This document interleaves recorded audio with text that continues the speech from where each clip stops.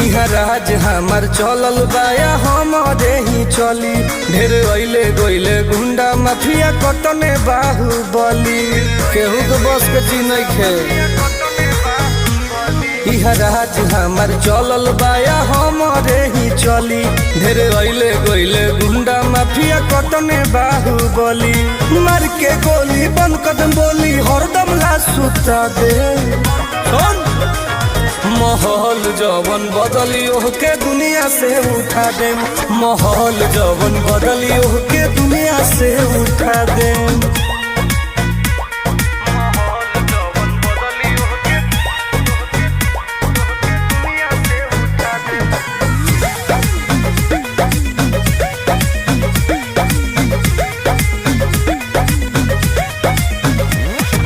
police प्रशासन सरकार बा